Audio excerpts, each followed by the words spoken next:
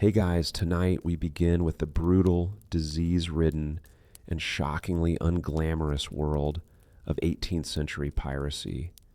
Those rum-soaked rebels who sailed the Caribbean hunting treasure and freedom, while Hollywood gives us Captain Jack Sparrow swinging from chandeliers and charming his way through life.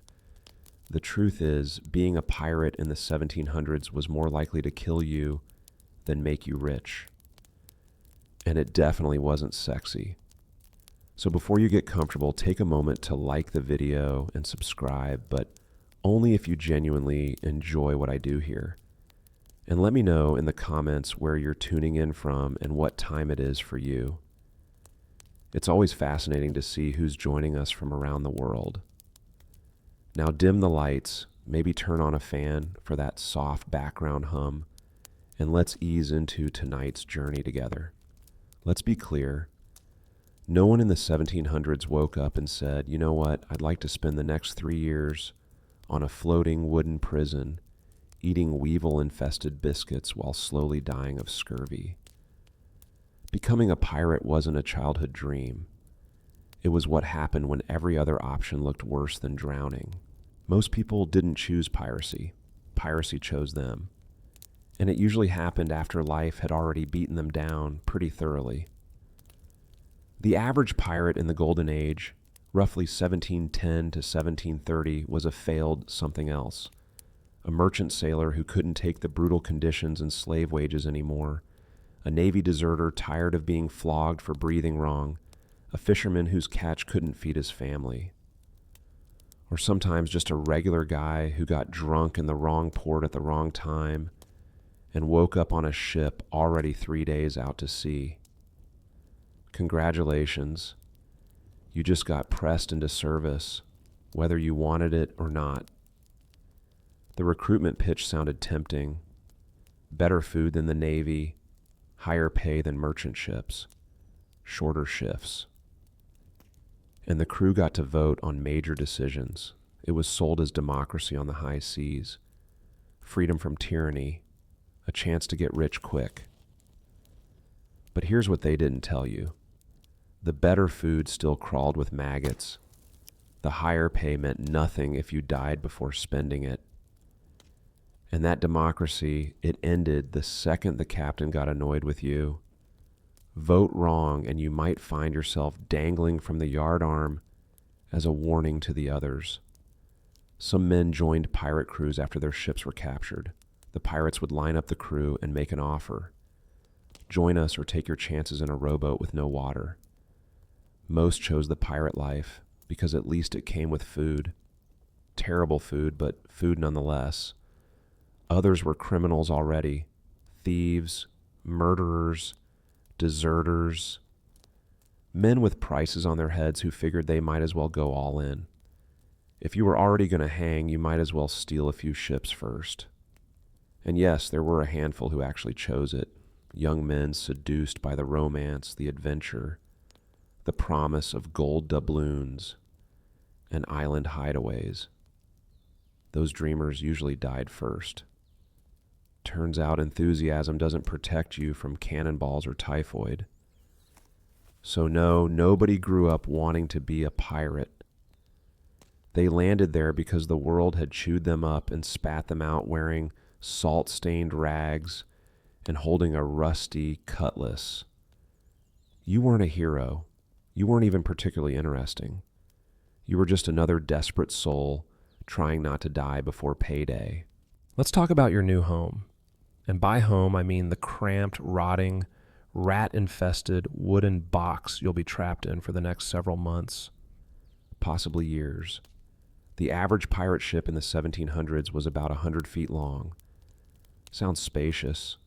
It wasn't, because you were sharing that space with 100 to 200 other unwashed men, plus cargo, plus cannons, plus livestock, plus rats.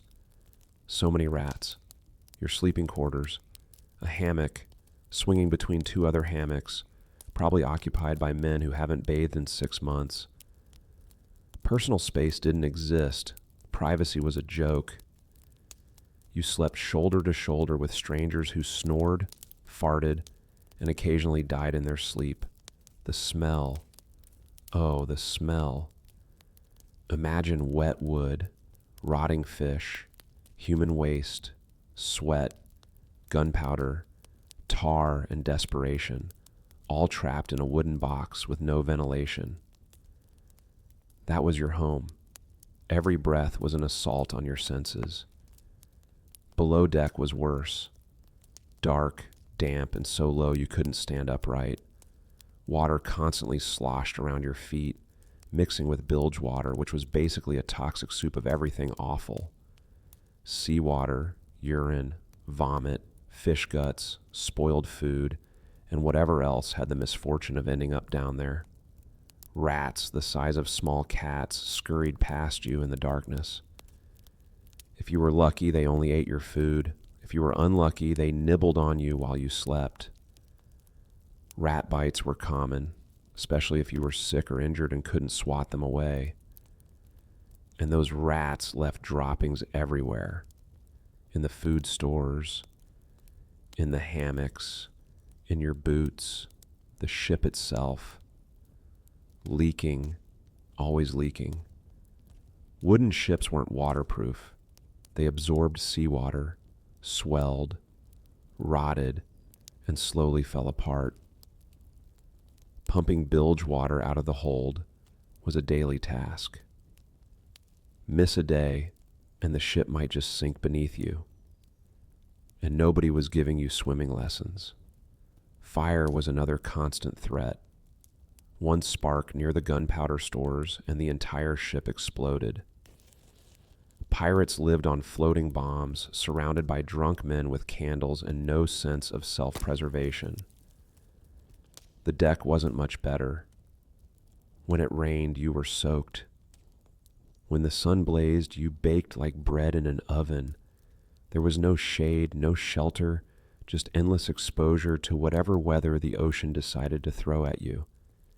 And maintenance. Constant back-breaking maintenance. Scrubbing decks.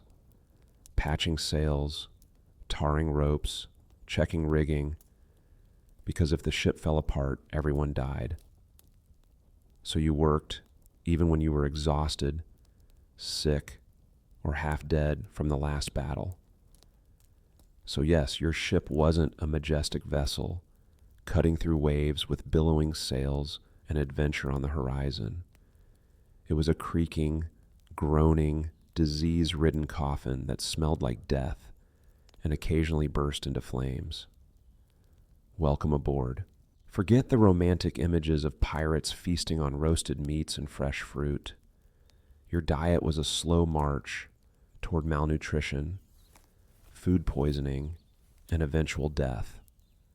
The cornerstone of pirate cuisine was hardtack, also called ship's biscuit. These were dense, rock-hard crackers made of flour, water, and a tiny bit of salt. They were baked until they were nearly inedible, specifically so they wouldn't spoil on long voyages. And they didn't spoil, they just got infested.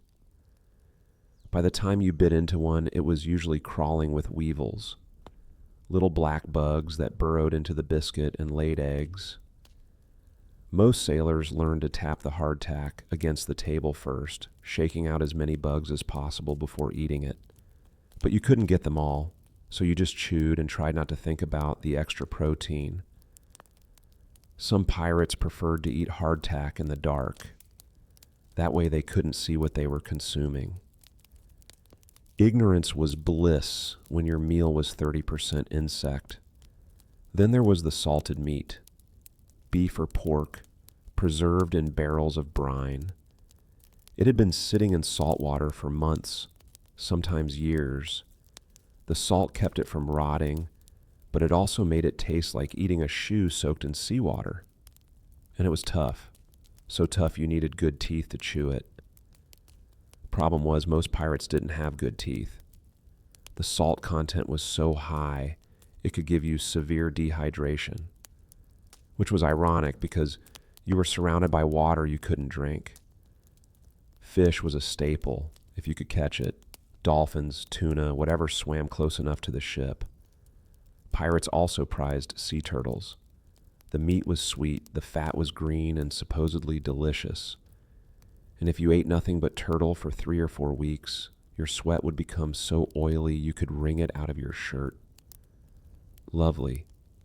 Fresh fruits and vegetables. Almost never. At the beginning of a voyage, you might have some onions, maybe a few limes, but they spoiled fast. Once they were gone, you were out of luck. And that's where scurvy came in. Scurvy's the pirate killer, caused by a lack of vitamin C.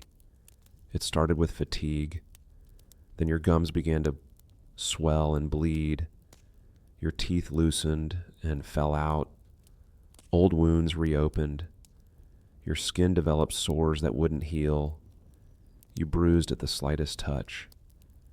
Eventually, you bled internally and died. Between the 16th and 19th centuries, scurvy killed over 2 million sailors. More than storms, shipwrecks, battles, and all other diseases combined. It was the reaper of the high seas. Pirates didn't know about vitamins. They thought scurvy came from bad air or rotten food. So they just kept eating the same terrible diet and dying in droves. And water, oh, the water. Stored in wooden barrels, it turned green and slimy within weeks. Algae grew in it. Dead insects floated in it. Sometimes you could see things moving in your cup. Most pirates avoided drinking it unless absolutely desperate. Instead, they drank beer, weak beer called small beer. It wasn't about getting drunk. It was about staying alive. The brewing process killed most of the bacteria, making it safer than water. But beer didn't last long either. So then it was rum, mixed with water and sometimes sugar and nutmeg to mask the taste of both. So your daily menu: bug-infested crackers, leather-tough salted meat, the occasional fish, and a cup of something that used to be water but now resembled pond scum. Breakfast of champions. If by champions you mean men slowly starving to death while surrounded by ocean. Speaking of water, let's talk about the single most important substance for survival. The thing that could kill you faster than any sword or cannon. Fresh water was stored in wooden barrels called casks. These were filled at port and loaded into the hold. At the start of a voyage, the water was drinkable. Not great, but drinkable. But within days, it started to change. The wooden barrels weren't sealed properly.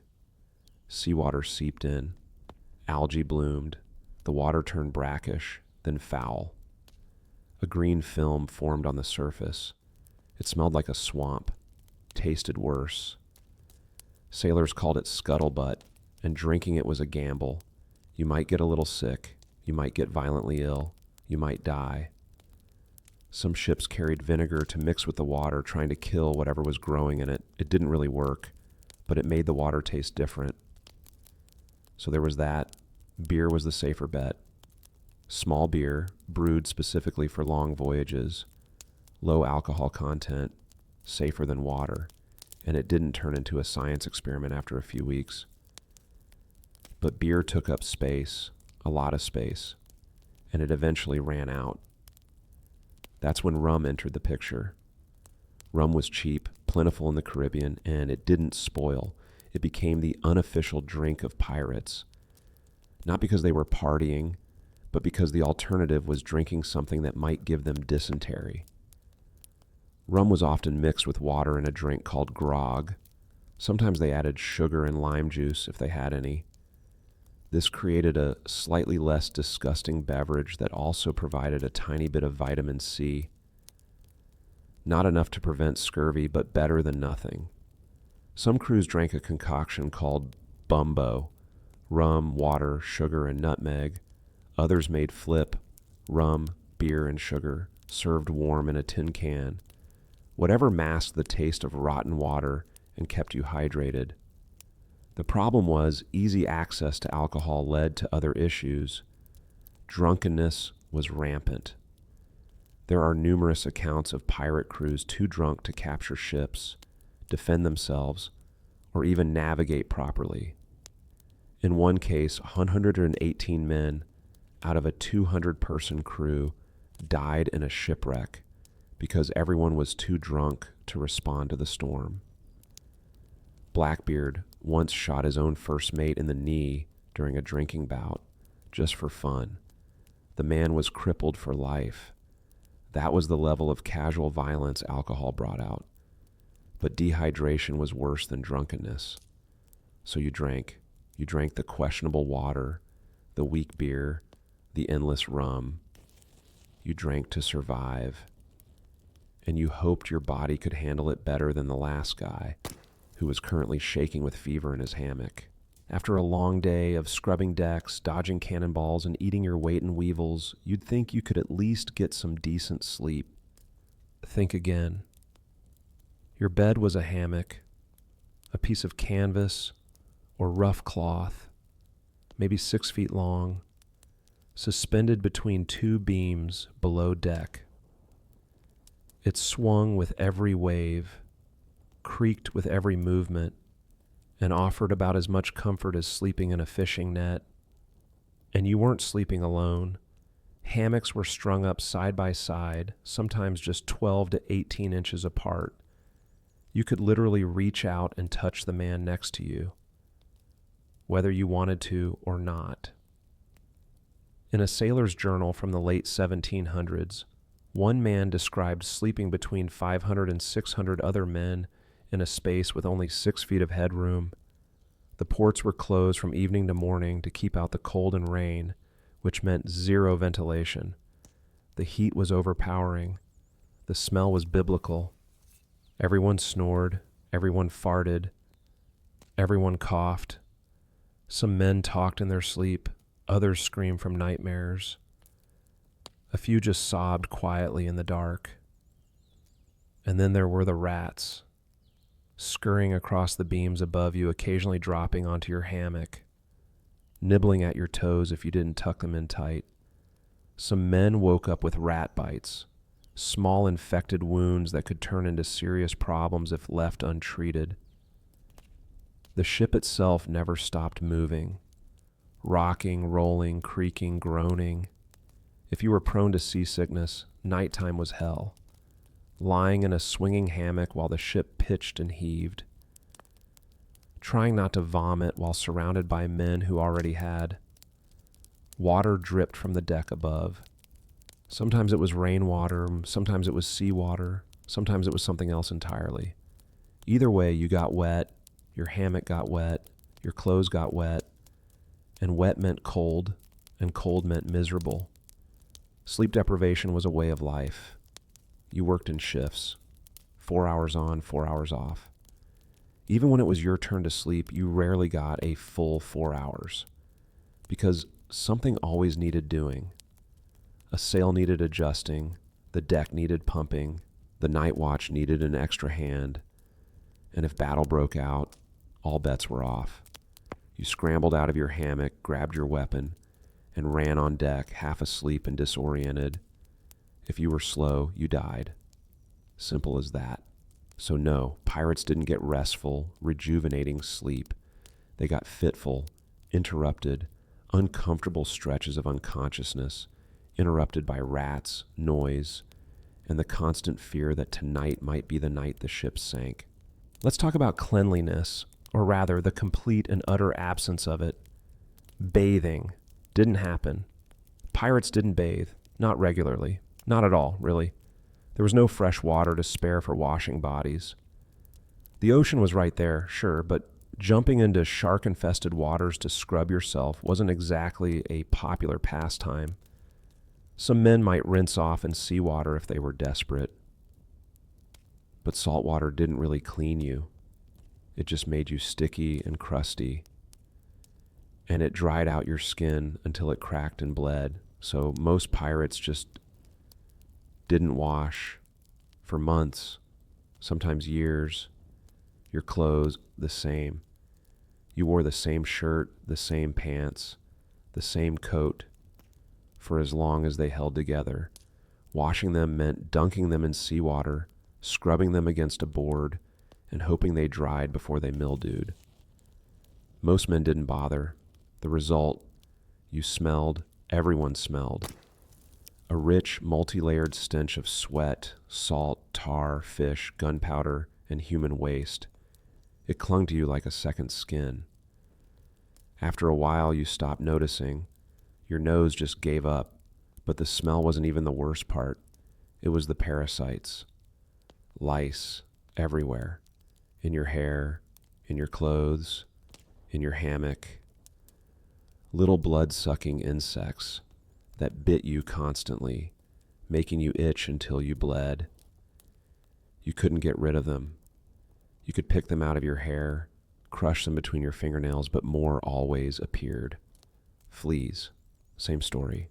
They lived in the seams of your clothes, in the straw bedding, in the cracks of the wooden deck. They bit you while you slept, leaving red, swollen welts all over your body. And bed bugs, oh yes, pirates had those too. Tiny, flat insects that hid during the day and came out at night to feed on your blood. They left itchy bites and a distinctive musty smell. Every pirate was a walking ecosystem. Humans, lice, fleas, bedbugs, and possibly a few other creatures that hadn't been classified yet. It was normal, expected. If you didn't have lice, people assumed you were sick. Teeth, another horror show, no toothbrushes, no toothpaste. Some men might chew on a twig or rinse with wine or vinegar, but most just let their teeth rot. By your mid-20s, you'd probably lost a few. By your 30s, you were lucky to have any left. Gum disease was rampant. Toothaches were constant, and if a tooth got infected, well, you had two options.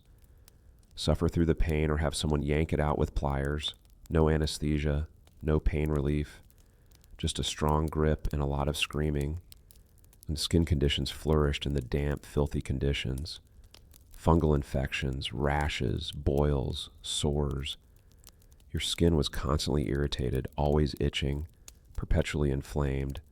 Salt water didn't help. Scratching made it worse. You just lived with it. So when you imagine a pirate, don't picture someone ruggedly handsome with perfect teeth and flowing hair.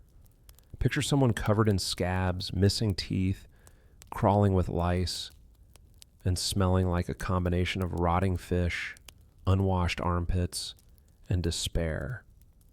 That was reality, and that was pirate hygiene, or lack thereof. If the food didn't kill you and the poor hygiene didn't finish you off, disease would happily step in to complete the job. Scurvy we've already covered, but it wasn't the only killer. Not even close. Dysentery, one of the most common and most brutal diseases at sea. Caused by contaminated food or water, it attacked your intestines with a vengeance. Severe diarrhea, stomach cramps, fever, and dehydration.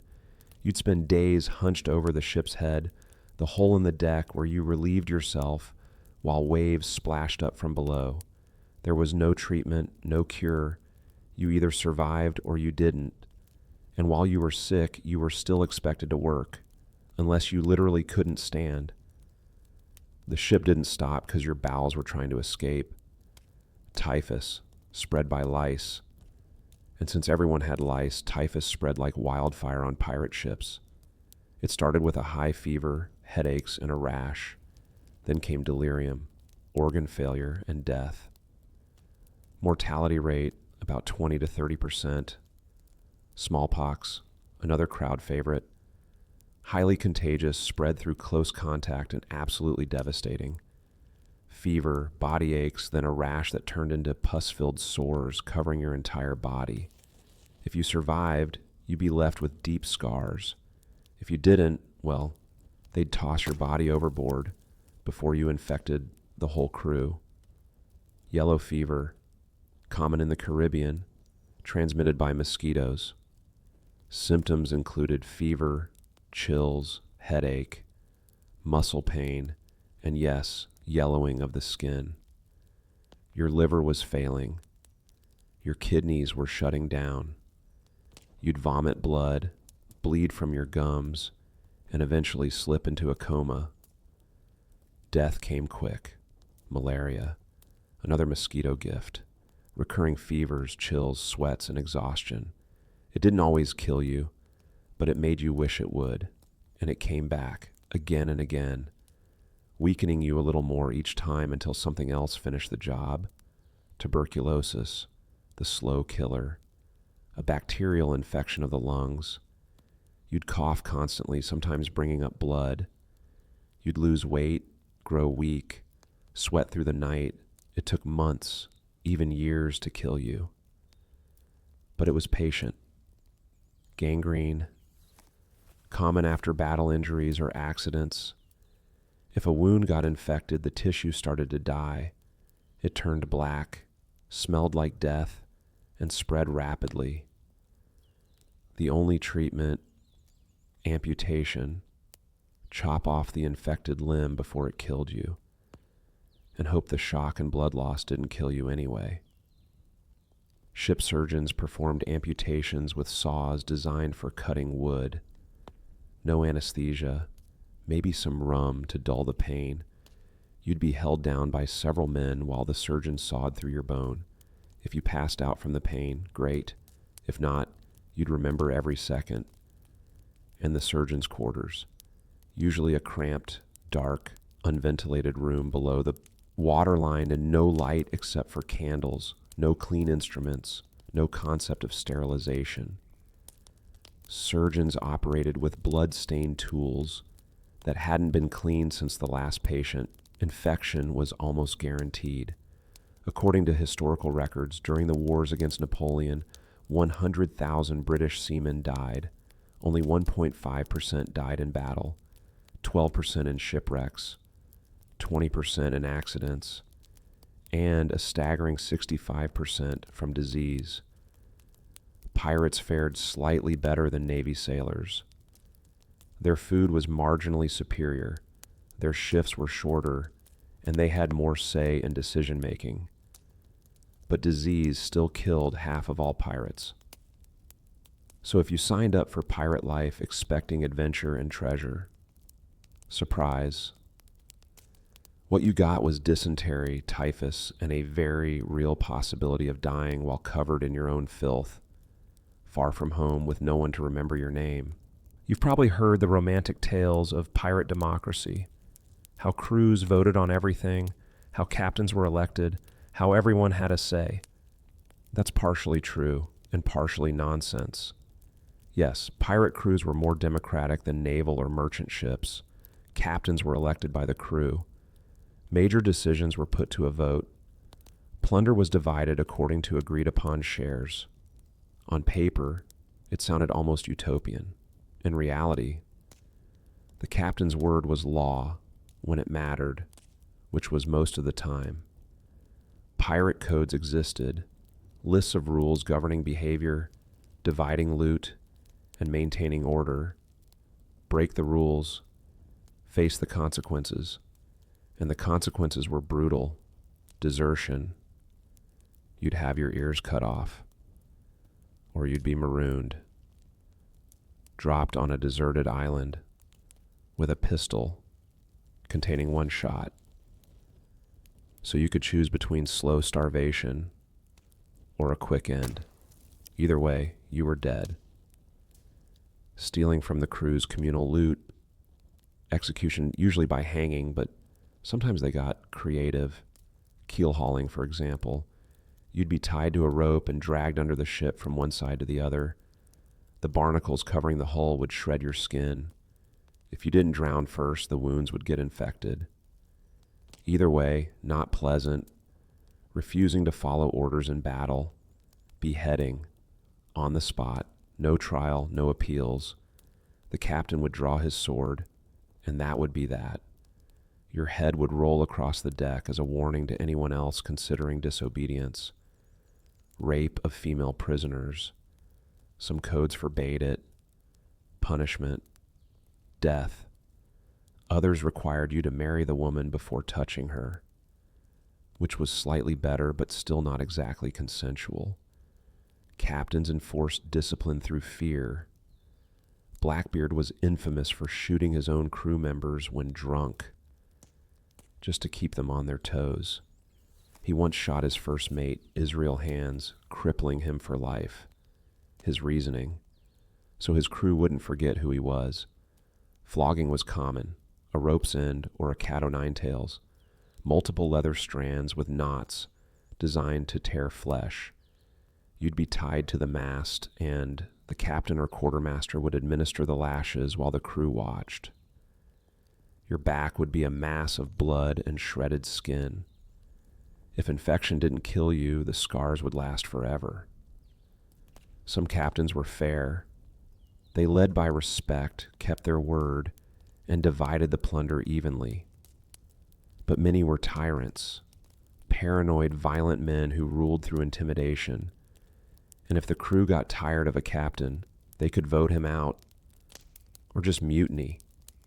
Mutinies were rare, but when they happened, they were vicious. The old captain would be killed, marooned, or forced to walk the plank. Yes, that actually happened, though not as often as movies suggest. So pirate democracy, it existed, but it was democracy with teeth. And those teeth were usually biting into someone's neck. Being a pirate meant you had a target on your back. Every major naval power wanted you captured, tried, and publicly executed. It was personal. The British Royal Navy was relentless. They hunted pirates across the Atlantic and Caribbean with single-minded determination. Capture meant a quick trial and a slow death. If you were caught, you'd be taken back to England, thrown into a filthy prison, and held until your trial. The trial itself was a formality. Evidence was presented, you were declared guilty, and the judge would don a black cap and pronounce the sentence, death by hanging. But not a quick hanging. The goal was to make an example of you. You'd be taken to execution dock in London, where they hanged pirates within sight of the river. The noose wouldn't snap your neck cleanly. Instead, you'd dangle and slowly strangle. It could take minutes. Your face would turn purple, your eyes would bulge, and you'd kick and thrash until your body finally gave up. And they didn't cut you down right away. Your corpse would hang there for days, sometimes weeks, as a warning to other sailors, don't become a pirate, or this will be you. Some pirates were gibbeted, placed in an iron cage, and hung from a post near the waterline. Your body would rot in full view of passing ships. Birds would peck at you. The smell would be overwhelming. Eventually, you'd decompose into nothing but bones, still swinging in your iron prison. Naval forces didn't just hunt you. They hunted your family, your friends, anyone who might have helped you. Harboring a pirate was a crime, punishable by imprisonment or death. Pirates tried to avoid naval confrontations. They preferred lightly armed merchant ships, easy targets with valuable cargo and minimal resistance. But if a naval warship appeared on the horizon, you ran. Naval ships were bigger, faster, better armed, and crewed by trained sailors who followed orders without question.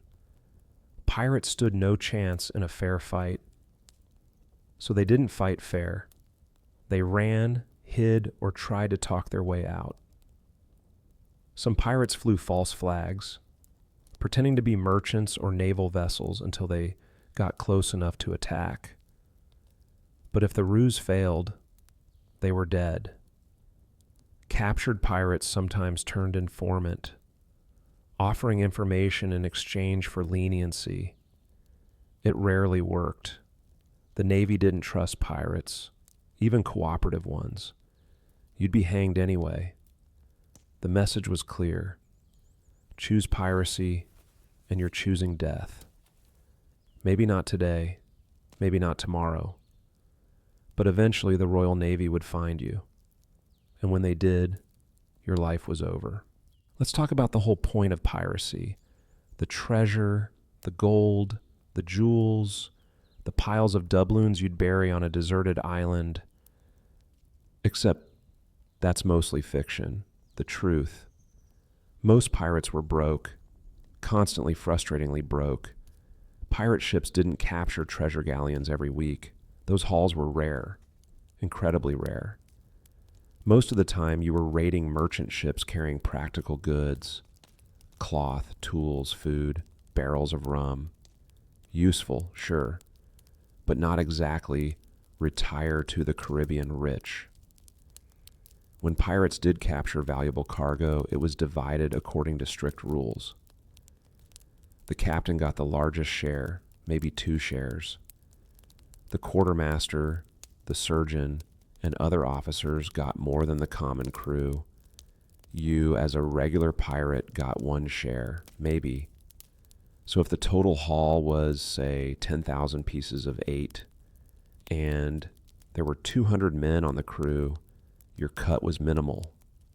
Certainly not enough to live on for long. And then there were deductions, damaged equipment, lost supplies, medical expenses if you were injured, compensation to crewmates who lost limbs. The pirate code required the ship to pay injured men. Lost a leg, you'd get a set amount. Lost an arm, same. Your cut got smaller fast. Plus, pirates spent money as quickly as they made it. When you finally reached port, you'd blow your share on alcohol, women, and gambling. Because what else were you going to do? Invest it. Start a small business. You were a wanted criminal. You couldn't exactly open a bakery. The famous buried treasure trope, almost entirely made up. Why would you bury your money? You needed it to live. And if you did bury it, how would you remember where it was? GPS didn't exist. Maps were unreliable. Landmarks changed. You'd probably forget the spot and never find it again. There are only a few confirmed cases of pirates burying treasure, and most of them dug it up again shortly afterward. Captain Kidd buried some loot on Gardiner's Island, but he got caught, tried, and executed before retrieving it. The treasure was found and turned over to authorities. Not exactly a win. Blackbeard reportedly buried treasure somewhere, but if he did, no one's ever found it, and he died violently in battle, so he certainly didn't get to enjoy it. The reality, most pirates died poor. They lived fast, spent recklessly, and ended up with nothing to show for years of crime, violence, and hardship. So if you joined a pirate crew expecting chests overflowing with gold coins, disappointment was your treasure. Forget the epic sword fights you've seen in movies. Pirate battles weren't choreographed duels with witty banter. They were chaotic, brutal, and over quickly. Most pirates preferred not to fight at all. Their strategy, intimidation, fly the black flag, fire a warning shot, and hope the target surrendered without resistance. And many did, because fighting pirates was a losing proposition. But if the merchant ship decided to resist, things got ugly fast. Pirates would fire cannons at close range, not trying to sink the ship, just damage it enough to stop it. A well-placed shot could shatter the mast, tear through the rigging, or kill half the crew in one blast. Cannonballs weren't the only danger. Wooden splinters were deadly. When a cannonball struck a wooden ship, it sent razor-sharp splinters flying in all directions. These could impale you, slice through arteries, or embed themselves deep in your flesh. More sailors died from splinters than from cannonballs themselves. If the ship still didn't surrender, pirates would board. Grappling hooks would latch onto the enemy vessel, pulling the two ships together. Then pirates would swarm across, weapons drawn, screaming and firing pistols. Close combat was messy. Cutlasses clashed, pistols fired, men tackled each other onto the blood-slicked deck. There was no skill involved, just desperation and violence. Most fights lasted minutes, not hours. Once pirates overwhelmed the defending crew, it was over. Survivors would surrender, and the pirates would start looting. But if things went wrong, if the target fought back harder than expected, pirates retreated. They didn't die for honor. They ran, lived to raid another day, and casualties, common. Pirates got shot, stabbed, blown apart by cannons. If you survived the battle, you still had to deal with your injuries. With no real medical care, even minor wounds could be fatal. So no, battle wasn't glorious. It was terrifying, painful, and often pointless. You risked your life for cargo that might not even be worth the effort. So after all that, the terrible food, the disease, the violence, the lack of treasure, how did it end? Badly, almost always badly. The average pirate career lasted about 3 years. That's it. 3 years from signing on to dying. Most pirates didn't live past their mid-30s. The lifestyle was too harsh, the dangers too constant. Disease, battle, accidents, execution. Something got you eventually. And when you died, no one cared. No gravestone, no memorial, no one writing songs about your bravery. You were just another dead pirate, tossed overboard or buried in an unmarked grave on some forgotten island. Your family, if you had one, would never know what happened to you. You just disappeared. Ships didn't send letters home. There was no next of kin notification. You were gone, and that was that. The famous pirates, the ones we remember, Blackbeard, Calico Jack, and Bonnie, they were exceptions. Most pirates lived and died in complete anonymity. You weren't a legend. You were a statistic. One more body lost to the sea, to disease, to violence, to the brutal reality of pirate life. So if you think you'd survive as a pirate in the 1700s, you wouldn't. You'd die young, broke, covered in lice, missing teeth, probably from dysentery or scurvy, and no one would remember your name. That was the pirate's life. Short, brutal, and utterly forgettable. Now, as we drift deeper into tonight's journey, let's explore a different kind of pirate story. Not one of desperate men dying of scurvy on rotting ships, but the story of a woman who commanded respect, fear, and more power than any Caribbean pirate could dream of. This is the story of Ching Shih, the pirate queen who made Blackbeard look like a child playing with toy boats. Before she ruled the South China Sea, before emperors feared her name, before she commanded 80,000 men and 1,800 ships, she was nobody. A woman working in a floating brothel, using charm and secrets to survive in a world that wanted to break her. But she refused to break. Instead, she became the most successful pirate in human history.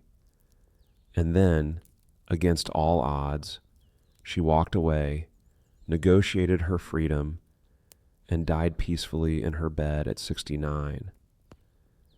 This is the story of how one woman turned the entire concept of piracy upside down.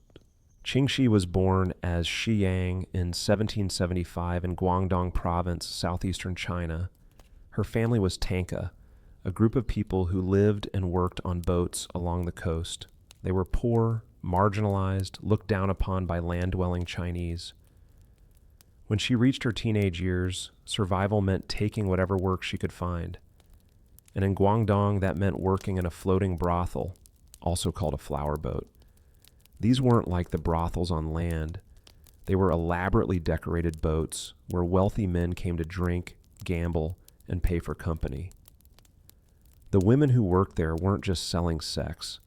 They were entertainers, confidants, and sometimes spies. Ching Shih quickly became one of the most sought-after women in the business, not just because of her beauty, but because of her intelligence. She knew how to listen, how to remember, how to use information. Merchants told her about shipments, military commanders complained about troop movements, noblemen revealed political secrets. And Ching Shih filed it all away, building a network of knowledge that made her invaluable. In 1801, everything changed. A notorious pirate commander named Zheng Yi came to Guangdong, He was already powerful, leading a fleet of ships called the Red Flag Fleet. And when he saw Ching Shih, he didn't just want to spend a night with her. He wanted to marry her. Now, there are different stories about how this happened. Some say Ching Shih sent men to raid the brothel and kidnap her. Others say he simply asked and she agreed. What matters is what happened next. Ching Shih didn't accept immediately. Instead, she negotiated. She told Ching Shih she'd marry him on one condition. She wanted 50% of everything. Half his plunder, half his power, half his fleet. And amazingly, he agreed. This was unheard of. Women in 18th century China had almost no rights. They were property, first of their fathers, then their husbands. But Ching Shih refused to be property. She demanded equality, and she got it. From the moment they married, she was no longer just a pirate's wife. She was a pirate herself. She helped plan raids, manage the fleet, organize alliances. She was Ching Shih's partner in every sense. Together they began consolidating power. The South China Sea was full of competing pirate gangs constantly fighting each other over territory and plunder. Ching Shih and Ching Shih saw opportunity. Instead of fighting these gangs, they united them. One by one, they negotiated alliances, offering protection, better organization, and a share of the profits. By 1805, they had forged a pirate confederation of 6 major fleets. Each fleet kept its own identity, marked by different colored flags, red, black, blue, white, yellow, and purple. But they all answered to Ching Shih and Ching Shih. The Red Flag Fleet alone had over 400 ships and between 40,000 and 70,000 pirates. The entire confederation was even larger. It was the most powerful pirate force the world had ever seen. And Ching Shih was at the center of it, not as a silent partner, but as a strategist, an organizer, and increasingly as a leader in her own right. Then, in 1807, disaster struck. Ching Shih died. Some say it was a typhoon. Others claim he was murdered in Vietnam. Either way, he was gone, and Ching Shih was left to fight for her place in a world that didn't believe women should have one. But Ching Shih had no intention of stepping aside. When Ching Shih died, the logical heir was his adopted son, Chung Putsai. Ching Shih had kidnapped him years earlier from a fishing village and raised him as his protege. Chung Po was young, capable, and loyal. On paper, he should have taken over. But here's where it gets interesting. Chung Po Tsai had been more than just Ching Shi's adopted son. He'd also been his lover. Adult adoption was common in China for establishing kinship and business relationships, but this went deeper. It was personal, emotional, and complicated. Ching Shih saw an opportunity. Within weeks of her husband's death, she seduced Chung Po Tsai, or maybe he seduced her. Either way, they became lovers. And shortly after, they married. This wasn't romance, this was strategy. By marrying Chung Po, Ching Shih ensured that his loyalty was to her, not to some rival faction. She bound him to her completely. But marriage wasn't enough to secure power. The other pirate captains didn't want to follow a woman. They grumbled, they resisted, they plotted. Some openly questioned whether she had the right to lead. Ching Shih responded with brilliance. She didn't demand loyalty. She bought it. She met with each fleet captain individually. She listened to their concerns. She offered them better terms, more autonomy, larger shares of the plunder. She made alliances, forged agreements, and slowly, carefully built a coalition that couldn't be broken. And she implemented something no pirate fleet had ever had before: a code of laws, strict, clear, and brutally enforced. The code covered everything: how plunder was divided, how prisoners were treated, how discipline was maintained. It wasn't just guidelines, and it was law.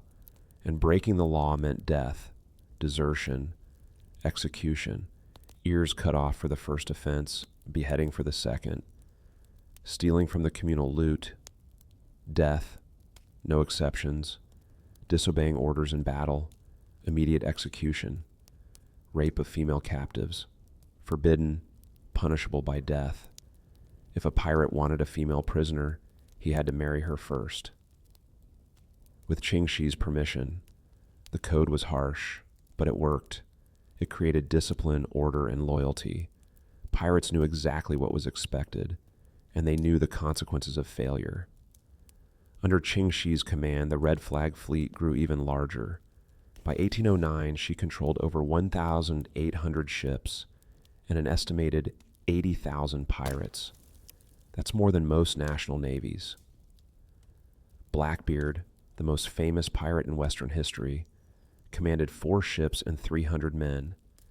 Ching Shih commanded 1,800 ships and 80,000 men. There was no comparison. She wasn't just a pirate, and she was an empress of the seas. Imagine trying to manage 80,000 people spread across 800 ships, no phones, no radios, no modern communication, just flags, messengers, and a chain of command that had to work perfectly or the whole thing would collapse. Ching Shih didn't just manage it, she perfected it. The fleet was divided into 6 squadrons, each marked by a colored flag. The Red Flag fleet was the largest and most powerful, led by Ching Shih herself. The others, black, blue, white, yellow, and purple, had their own commanders but answered to her. Each squadron operated semi-independently. They had their own territories, their own targets, their own internal rules, but they all contributed to the Confederation, sharing intelligence, coordinating attacks, and pooling resources when needed. Ching Shih demanded regular reports: how many ships captured, how much plunder collected, how many men lost. She tracked everything with meticulous detail. And she didn't just raid randomly. She ran a protection racket. Coastal villages could pay her a tax, and in return, her pirates wouldn't attack them. Refuse to pay, and your village would be burned to the ground. Merchant ships could buy safe passage permits. Pay the fee, fly the right flag, and Ching Shih's fleet would leave you alone. Some merchants even preferred dealing with her than risking unpredictable pirates elsewhere. It was organized crime on a massive scale, part piracy, part taxation, part extortion. And it made her incredibly wealthy. She also kidnapped high-value targets: foreign officials, wealthy merchants, anyone worth a ransom. She'd hold them for months, negotiating payment while treating them relatively well. One British officer, Richard Glasspool, was held for 4 months. He later wrote detailed accounts of his captivity, giving historians one of the few first-hand descriptions of her operation. He described the fleet as disciplined, efficient, and terrifyingly effective. He saw pirates execute men for breaking the code. He witnessed raids where entire villages were plundered in minutes. And he noted that Ching Shih herself commanded absolute respect. No one questioned her authority. But controlling 80,000 pirates wasn't just about fear. It was about rewards. Ching Shih made sure her men were paid fairly. Plunder was divided according to strict rules. 20% went to the original captor, the rest was divided among the fleet, with officers getting larger shares. Everyone knew exactly what they'd earn. And if you were injured in battle, you got compensation. Lost a leg, you received a set payment. Lost an arm, same. The fleet took care of its own, which made men willing to fight harder, knowing their families would be provided for. She also allowed women in her fleet, not just as prisoners, but as active participants. Some women fought alongside the men. Others managed supplies, handled logistics, or worked as spies. Ching Shih understood that excluding half the population was bad business. Her fleet was a self-sustaining system. It had blacksmiths, carpenters, cooks, doctors, and even entertainers. It was less like a pirate crew and more like a floating empire, and it was terrifyingly successful. For years, no naval force could touch her. By 1808, the Qing dynasty had a serious problem. A woman was controlling the South China Sea, and they couldn't stop her. Emperor Jia Qing was furious. He ordered his naval commanders to destroy Ching Shih's fleet, whatever it took. The Qing gathered a massive force, over 100 warships, thousands of trained soldiers, and the best commanders money could buy. They set a trap near Canton, hoping to bottle up Ching Shih's fleet and destroy her in one decisive battle. But Ching Shih didn't run. She sailed straight into the fight. The battle was brutal. Cannons fired at close range, ships collided, men screamed and died in the chaos. But when the smoke cleared, the Qing fleet was devastated. Half their ships were sinking or burning. Dozens more had been captured and added to Ching Shih's fleet. The Qing retreated in disarray. And Ching Shih had sent a message: "You can't defeat me." The emperor tried again in 1809. Another massive fleet, more men, better strategy. Same result. Ching Shih crushed them. Desperate, the Qing asked for foreign help: the British Royal Navy, the Portuguese, anyone who could stop this woman. The Portuguese agreed to assist. In September 1809, a joint Chinese-Portuguese fleet attempted to blockade Ching Shih in Tungchung Bay. For 3 months they tried. Ships surrounded the bay, cutting off escape routes, waiting for her to starve or surrender. But Ching Shih didn't panic. She organized her fleet, coordinated attacks, and systematically broke through the blockade. Ship by ship, she fought her way out. The Portuguese lost heavily. The Chinese were humiliated. And Ching Shih sailed away, victorious again. She wasn't just winning battles. She was making the world's most powerful empires look incompetent. But Ching Shih was smart enough to see the future. She couldn't fight forever. Sooner or later, the combined might of China, Britain, and Portugal would overwhelm her, or internal conflicts would tear her fleet apart. She needed an exit strategy, and she found one. In 1810, the Qing dynasty made an offer: amnesty for all pirates who surrendered, full pardons, no executions, and the chance to walk away with their lives and some of their wealth. Most pirate leaders ignored it. They didn't trust the government, and rightly so. Amnesty offers were often traps. But Ching Shih saw an opportunity, not just to survive, but to win. She began negotiations, and she negotiated like the brilliant strategist she was. First demand: she and Chung Po Tsai would keep their wealth, all of it, no confiscation, no penalties. Second demand: she would keep a portion of her fleet, not all 1,800 ships, but enough to remain powerful. The Qing agreed to let her keep 260 ships and over 16,000 men. Wait, let me repeat that. The government let her keep 260 warships and 16,000 armed men. As part of her surrender deal, third demand: Chung Po Tsai would receive a commission in the Imperial Navy. He'd be made an official naval officer, tasked with hunting down the remaining pirates. Essentially, the government was hiring him to destroy his former allies. Fourth demand: no prosecutions, no trials, no executions, no punishment for any crimes committed during her pirate career, complete immunity. And the Qing agreed to all of it. Why? Because they were desperate. Ching Shih had proven she couldn't be defeated, and the cost of continuing the fight was too high. Better to make a deal and bring her into the fold. But there was one awkward moment during the negotiations. The Qing negotiator, Zhang Baolin, demanded that Ching Shih and Chung Po kneel before him as a sign of submission. Ching Shih refused. She would not kneel. They reached a compromise. Zhang Baolin would witness their marriage ceremony.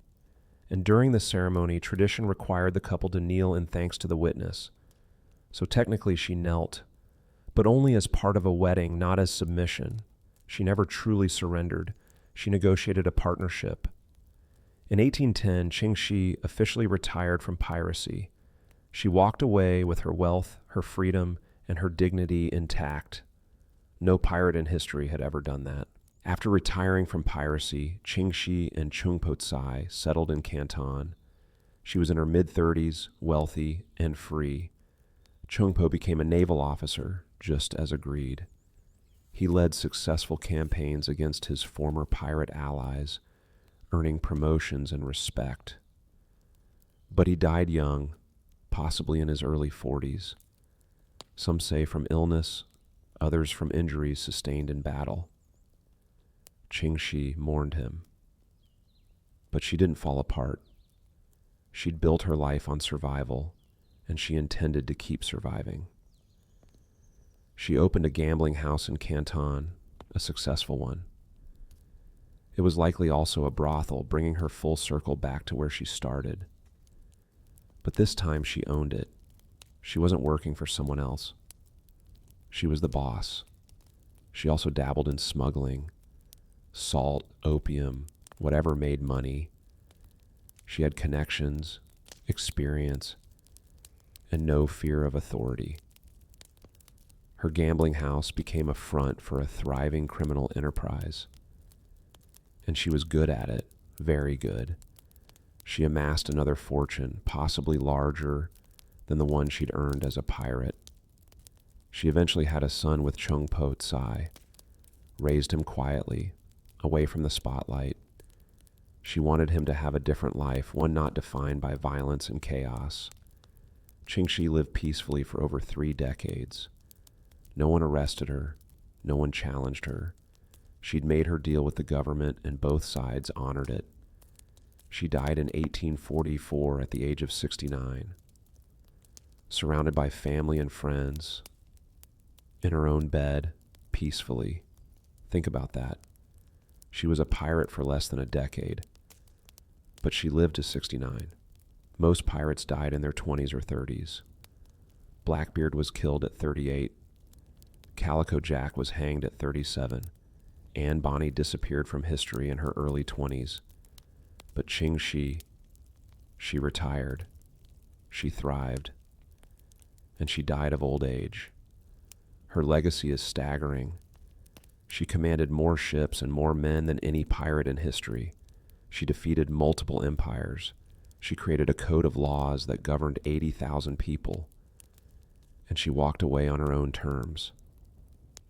Yet for centuries, the West barely knew her name. Historians focused on Blackbeard, Captain Kidd, Henry Morgan, men who commanded tiny fleets compared to hers.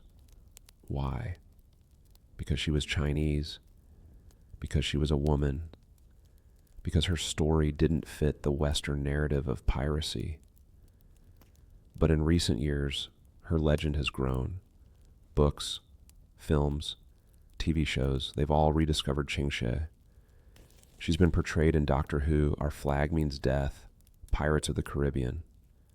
Finally, the world is recognizing what historians have known for decades. Ching Shih was the greatest pirate who ever lived. After retiring from piracy, Ching Shih and Chung Po Tsai settled in Canton. She was in her mid-30s, wealthy, and free. Chung Po became a naval officer, just as agreed. He led successful campaigns against his former pirate allies, earning promotions and respect. But he died young, possibly in his early 40s, some say from illness, others from injuries sustained in battle. Ching Shih mourned him, but she didn't fall apart. She'd built her life on survival, and she intended to keep surviving. She opened a gambling house in Canton, a successful one. It was likely also a brothel, bringing her full circle back to where she started. But this time, she owned it. She wasn't working for someone else. She was the boss. She also dabbled in smuggling, salt, opium, whatever made money. She had connections, experience, and no fear of authority. Her gambling house became a front for a thriving criminal enterprise, and she was good at it. Very good. She amassed another fortune, possibly larger than the one she'd earned as a pirate. She eventually had a son with Chung Po Tsai, raised him quietly, away from the spotlight. She wanted him to have a different life, one not defined by violence and chaos. Ching Shih lived peacefully for over 3 decades. No one arrested her, no one challenged her. She'd made her deal with the government, and both sides honored it. She died in 1844 at the age of 69, surrounded by family and friends, in her own bed, peacefully. Think about that. She was a pirate for less than a decade, but she lived to 69. Most pirates died in their 20s or 30s. Blackbeard was killed at 38. Calico Jack was hanged at 37. Anne Bonny disappeared from history in her early 20s. But Ching Shih, she retired. She thrived. And she died of old age. Her legacy is staggering. She commanded more ships and more men than any pirate in history. She defeated multiple empires. She created a code of laws that governed 80,000 people. And she walked away on her own terms. Yet for centuries, the West barely knew her name. Historians focused on Blackbeard, Captain Kidd, Henry Morgan, men who commanded tiny fleets compared to hers. Why? Because she was Chinese, because she was a woman, because her story didn't fit the Western narrative of piracy. But in recent years, her legend has grown. Books, films, TV shows, they've all rediscovered Ching Shih. She's been portrayed in Doctor Who, Our Flag Means Death, Pirates of the Caribbean. Finally, the world is recognizing what historians have known for decades. Ching Shih was the greatest pirate who ever lived. Ching Shih's story isn't just about piracy. It's about power, how to gain it, how to keep it, and how to know when to walk away. She understood something most pirates didn't. Violence alone doesn't create power. Organization does. Discipline does. Strategy does. She didn't just raid ships randomly. She built a system, a code of laws, a chain of command, a distribution of plunder that kept her men loyal. She didn't rule through fear alone. She ruled through respect. Her pirates followed her because she made them rich, protected them when they were injured, and treated them fairly. She negotiated when she could, fought when she had to, and always knew which battles were worth fighting. And when the time came to leave, she didn't cling to power. She negotiated her exit, secured her wealth, and walked away. Most pirates died because they didn't know when to stop. They kept raiding until someone caught them, killed them, or hanged them. Ching Shih stopped at the peak of her power, and because of that, she lived. Her story teaches us that true power isn't about domination. It's about strategy. It's about knowing when to push and when to pull back, when to fight and when to negotiate. And it teaches us that women have always been capable of everything men are: leadership, strategy, violence, diplomacy.